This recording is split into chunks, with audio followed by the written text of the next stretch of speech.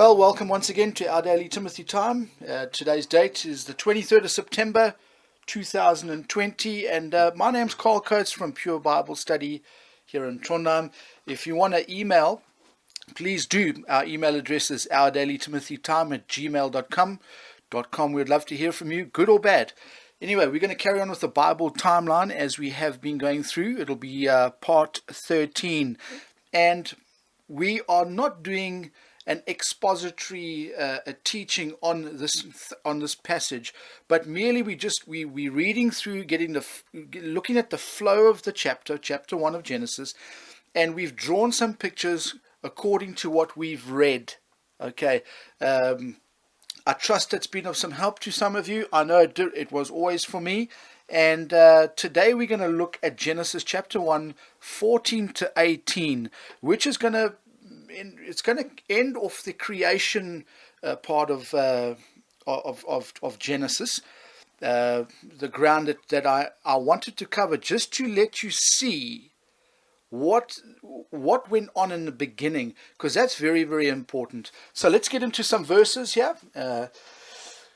Right, chapter 1 verse 14. Okay, now let's read along here. And God said, "Let there be lights in the firmament of the heaven to divide the day from the night, and let them be for signs and for seasons and for days and years. And let them be for lights in the firmament of the heaven to give light upon the earth." And it was so. And God made two great lights, the greater light to rule the day, and the lesser light to rule the night. He made the stars also. Quick question here. You see it says there, he made is in italics. Dear friend, do you know what the italics are for? Why they're there?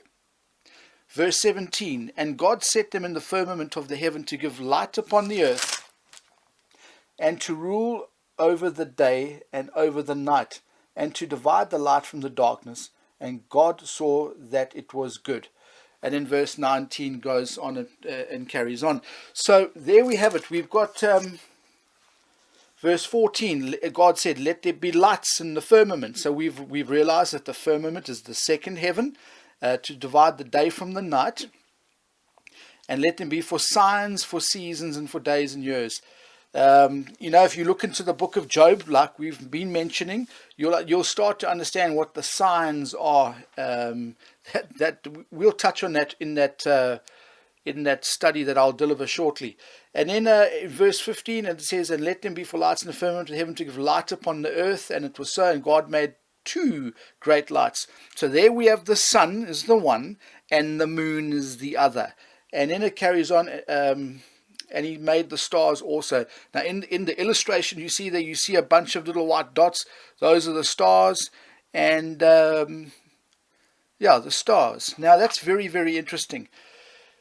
Now if you get a science worshipping churchman, you'd probably have a look at this here and have a field day and nitpick it to pieces. Now the drawings that you see there, I'm not saying that they're in exact proportion. They're merely just there to show you what it looks like. Okay, and that's quite important to understand that. Now, I hope that this going over Genesis chapter 1 has helped you, because later on in the Bible, it'll really, it comes into play, and you'll understand, for example, why it is, like in verse 8 it says, "And God called the firmament heaven," with a capital H. And in verse 10 it said, "And God called the dry land earth," with a capital E.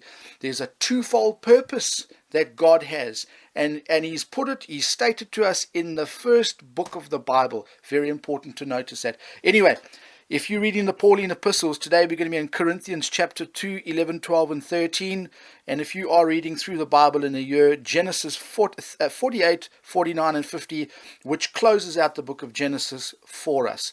I trust you've been reading, and we'll catch up again tomorrow. And until then, Maranatha.